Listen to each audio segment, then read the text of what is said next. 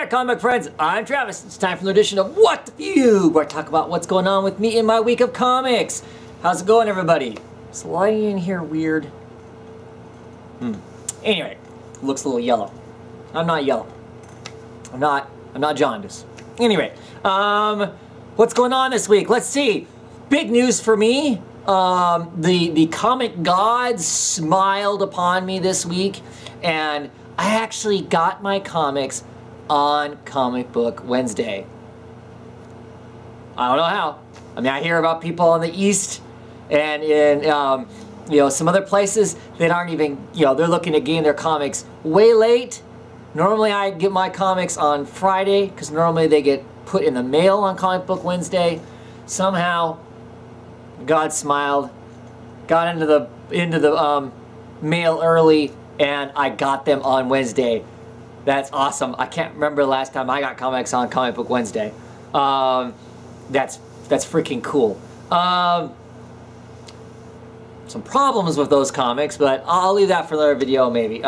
Anyway, they got beat up pretty bad, so that's a bummer. But still excited to have comics on Wednesday, making the most of that. So you're gonna suffer through a Wednesday haul video because it's Wednesday and I have comics to show, so we're gonna do that. So we'll do that first. My comics I got. So first off, I got this book right here. This is Iron, or The War After. This is a Arcadia Press book. This is like a library edition. It's all soft and fuzzy. It's embossed. It's a little bit smaller than normal comic book size. I've seen lots of art for this thing. It just looks awesome, so I pick it up. Looks pretty cool. Excited to see exactly what it's going to be about and what's going on. Got a decent deal on it, so got that.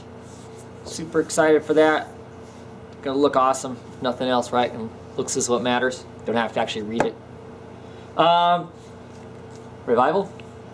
This is issue 27. This is an incredible Jenny Frisian cover. So here's one of our main characters standing in the water, looking as the fish are going by. Check out the fish, though. Those fish?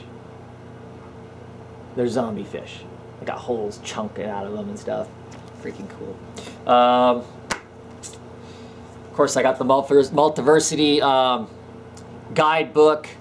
Looks like this is gonna be awesome. This comic was $7.99. That's the cover price on this book. But it shows off all the Earths. Earth 13. That's an Earth I want to read. I read about Earth 13. Instead of a permanent magical twilight. Just looks freaking cool.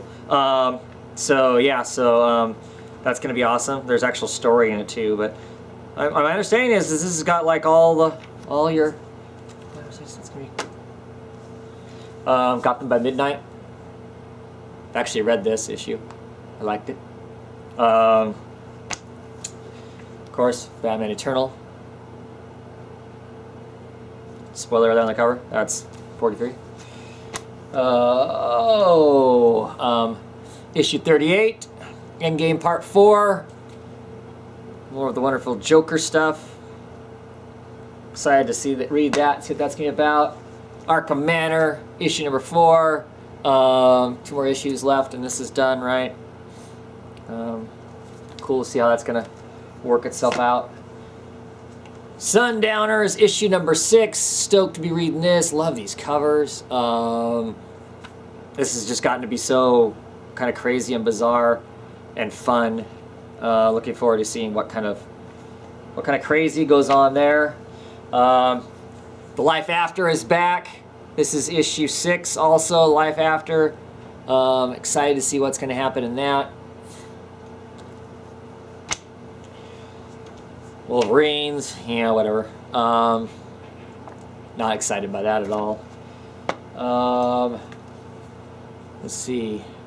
There is the Vertigo Quarterly. Of course, this is the black issue of their anthology. Can you see that dent? Yeah, all of my books have a fold in them, a kink in them like that, or worse. You may not have seen them, those other ones I'm holding up, but boy, you can really see it. At least I sure can see it in that shine. Son of a bitch. Anyway, always excited by this. Looks like there's some awesome stuff in here. There's a sweet tooth story in this thing. There's a Francavilla story right at the beginning. Him doing a space story. So yeah, pretty cool about that. Pretty excited by that. Like I said, a sweet tooth in here. Can't remember what else is in this thing. There's a Cy Spencer story in here. Fabio Moon story in here, of course. So, always kind of like these. They'll be fun. Excited for that.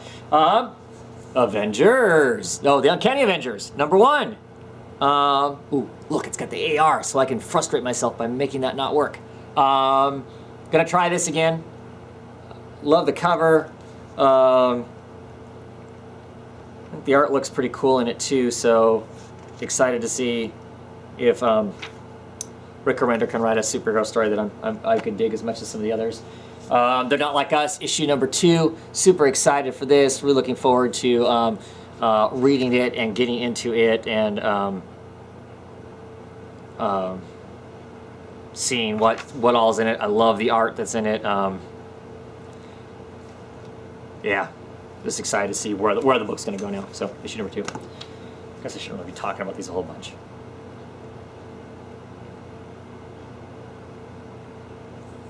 So, this is Sex Criminals #10. It's kind of interesting cover. It says on the back, of course, for mature readers, duh. And then it says, but more importantly, it's for readers who have $3.50 because this ain't a library, duh. Bodies, issue #7 of 8, second to the last issue. See that? Can you see the? Can't see this one on this one quite so much, but it's right down there is the kink. Quit complaining, Travis. You got your books on Wednesday, right? So excited to see where this is going. Getting down to the end of the story. Curious to see what that's going to be like. Rasputin, issue #4. I can't remember how many issues this is going to be. Actually, the story towards the end of the last one actually ended up being pretty kind of cool and interesting. So curious to see where this ends up going to and what all it tells us. You know, Riley Rosmo artwork is just fabulous. There's the mad monk being shot amongst all the stuff that happens to him. That'll be kind of fun. Bitch Planet issue #2. Can you see the dent right down there? Shut up, Travis. Curious to see where it goes. You know, the first issue of this pretty much sets up the story, gives us the setting. Now, what's the story really going to tell us? What's really going to be in the story? Curious to see what with issue #2, what it delivers for us, what we're going to get for a book. So I'm curious and eager to read that. Book I'm super stoked about because I love Casanova. Always have loved Casanova from the beginning.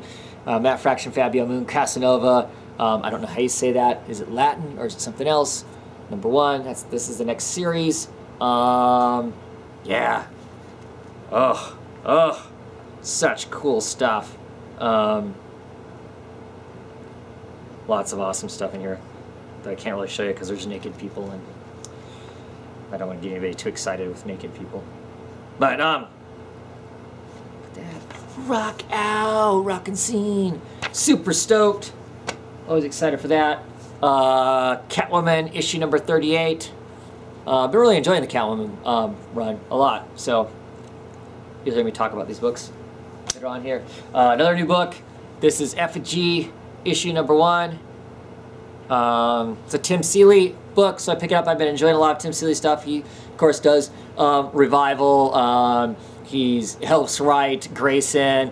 He's one of the people that's on the Batman Eternal. Quite a few other things. Oh, he also wrote Sundowners. Sold 3 books by Tim Seeley this week. That must be a bummer for him. I wonder what that's like, having your own books kind of compete each other when one sits in there. Anyway, this is a new Vertigo book. It doesn't say that it's one of a number, so you know, it may be an ongoing. Basically, a child actress becomes a police detective in her adult life, and then has to basically kind of engage herself in some crimes against other people, other stardoms is what ends up happening against I mean, possibly even a child actor. So yeah, I'll be curious to see what that ends up being like. It's all said and done. Gotham Academy number 4. I believe this is probably the last issue that I am going to get.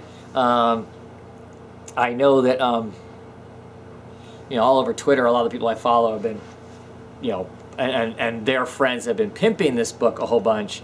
You know, but I don't think this is going to turn it around for me and get me that much more excited in it.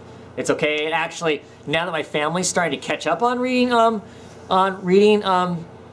the books from this last year, they all like Gotham Academy. It's just me that doesn't. So I may end up buying it and getting it back on the pull because those people are enjoying reading it, and I'm okay with picking up comics if other people in the family are really enjoying reading them and whatnot. Still have yet to have my 13-year-old read it. I kind of wonder if would be definitely per alley too. The rest of my family really liked Harry Potter, and like I said, I still think this kind of falls into that kind of category, and so they enjoy it for that. Speaking of finishing up last year's books, most of the family is caught up on that. Ethan still has a few books, and he'll be caught up. Because I know people have asked, well, where's that end of the year video? This is the comics I collected video. Well, I'm kind of waiting for them to get me the rest of the books. Not that I'm going to literally show every book I got last year. You know why I'm not? Because, see if I can safely turn the camera here. You see that long box? Let's see, that long box is back there. So that one and that one that are both virtually full, plus you see all these comics that are on the floor. Boy, I don't know what my camera's doing because I can't see it. Those stuff we put in the long box, plus I probably got, I don't know, another foot or so upstairs. They're in the process of being read. Yeah, a lot of comics. I still got to get some of it organized.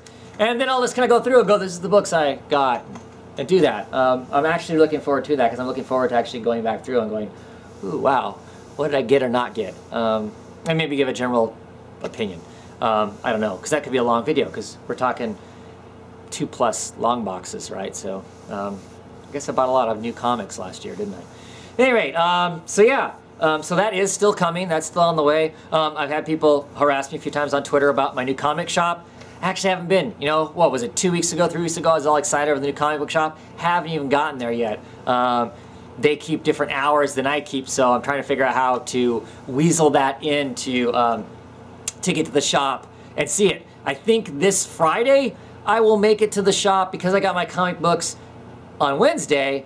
That gives me extra days to read my books. So I've got time I got time that I can spend to go to the shop. So hopefully on Friday I'll get to the shop and take a look and see what it's like, because it won't be so hard pressed to be reading books to get caught up in time to for Comic Book Roundtable. And speaking of Comic Book Roundtable, this Saturday, as per usual, the 6:30-ish Pacific time. Hope to see you there. Come and join me if you want to talk some comics. If you want to talk comics in the comments, we'll try to keep track of the comments, you know, better than we have lately. And talk about what's going on in the comments, engage in some conversations. My actual roundtable might be a little light this week, so interested in coming on. If you're one of my regulars that have been on or only been on once, come back and join us again. I've got a laundry list of people I'd love to see back on the show again. It'd be great to see T-Bird back on the show again. It'd be great to see a comic book girl back on the show again. Let's see, who else? We just had Comic Book Mom on last week. That was awesome. Clearly she can come back anytime she wants to. Trying to think who else has been quite some time since they've been on the show. Devin Comics. I know he's got a bunch of stuff going on, but I think I heard that he was going to be getting back into getting his comics again, start reading some comics, so maybe we'll catch him back on the show here at some point. Certainly, Stacy Poole S was on last week. Hopefully we can catch her on again to talk some more books with us. I know I'm drawing nice. Let's get DaCosta back on. Mr. John DaCosta. Get him back on the show sometime too. Get Mr. CDC on the show sometime. All you people. Somebody. Show up. Be on the show. Steven, you've been on. Be on again. Anyway, so that's that as far as Comic Roundtable. Even if it's just me and Sergeant America, Mike, we'll talk comics. We won't have any problem shooting the breeze about comics and all the stuff that's coming out. Lots of newsy type things. Of course, the Marvel Secret Wars continues to rumble and have, you know, shaking effects through the comic universe. I've noticed that some people are redefining what a reboot is to fit their needs, so they can claim that the Secret Wars isn't a reboot. So that's been kind of interesting, reading the different definitions of what a reboot is. I take some of it with tongue-in-cheek, and I take some of it as an actual curiosity. What do you consider a reboot? And I know this has been talked about before, I think just last week to some degree in my comments and stuff about what's a reboot. So I don't know, call it whatever you want to call it. It doesn't really matter to me at the end of the day, I guess. You know, I'm never really excited about the renumbering of a book just because you feel like renumbering it. I always think that's kind of unfortunate. But whatever comes out the other end of Secret Wars, if it's cool, well-written stories, I'm all for it. If that's what it takes to get that, let's do it. That is fine by me. If you're freaked out by calling it a reboot, call it whatever you want to. I'll probably continue to call it a reboot until I see it and see that it truly isn't. Because it sounds like all the makings of a reboot to me. You know, but I don't know. I guess if it's Crisis-like the Crisis event from DC way back in the day, that wasn't necessarily a reboot, but it kind of was. You could kind of call it that or not, depending on what you wanted to do. You know, it didn't stop the DC universe from going on, but certainly it changed the entire DC universe because they got rid of all of the other Earths, so there was just one Earth. And that kind of sounds like what Secret Wars is going to be, so I don't know. Whatever. Still excitement around that, though. Let's see. What else? Of course, trailer just came out this week for the Fantastic Four. What do you think of the trailer? I saw it. I didn't see anything in it that led me to believe that it was a superhero movie. If it's going to largely concentrate solely on the origin of the Fantastic Four, which is a fine way to start it out, but it's going to leave you kind of an interesting feeling, I think, at the end of the day, if that's all the movie's going to be about, because it's very sci-fi, more so than superhero, unless they actually go and do some superheroic something. It's more sci-fi. You know, they get exposed to what they get exposed to and turn into the Fantastic Four, you know, get their powers, and at some point they claim they're the Fantastic Four. But, you know, like most trailers at this point, it's not giving you enough information to really base anything on to know, but that trailer does not fill me with heroics. I actually thought it looked cool. It looks exciting. It looks like a cool sci-fi movie, potentially. Of course, there's a certain amount of the population that are freaking out because, oh my God, Johnny Storm is not a white guy. I'm not an expert on the Fantastic Four, but I don't believe there's anything about Johnny Storm that says that he has to be Caucasian. At all. There's not anything. It's not like he's a KKK member, so clearly a KKK member would more than likely not be of some other ethnicity other than Anglo-Saxon, right? So without not being part of his origin, no reason that he couldn't be any race, for that matter. So if they got a good actor, and I've liked some of the stuff that actor's been in before, on television anyway, so if he does a good job of acting, they make a cool character, who cares? Shouldn't matter. And of course today, Wednesday, it was announced I'm drawing a blank on the actor's name. They announced who was going to be Jimmy Olsen in the TV series of Supergirl. And you know what? He's not a redhead, freckle-faced, you know, kid either. You know, clearly of some ethnicity other than Caucasian. And does that matter? No.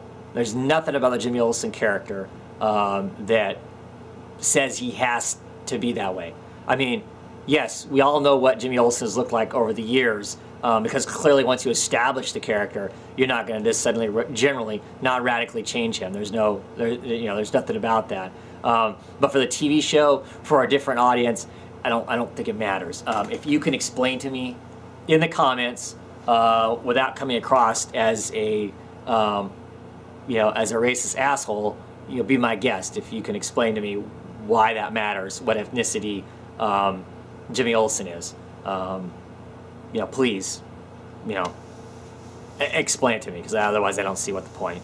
So whatever. I figure that's going to be the you know, a fun chunk of the internet to stay the hell away from for the next couple days anyway. And then I'm sure when the show gets launched, if it ever gets launched.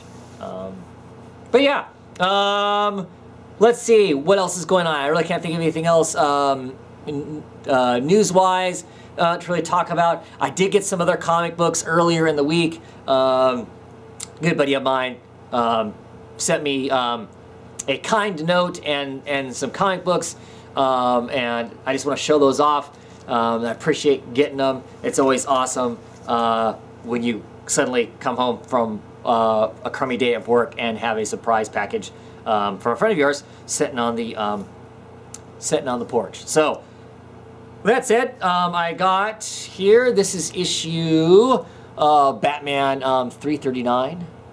Look out, Batman! Poison Ivy is back. I actually don't own this one, so that's pretty sweet. Always dig some Batman. Favorite style of Batman logo right there. Dig that Batman. That's my Batman logo. Yeah, so cool on that.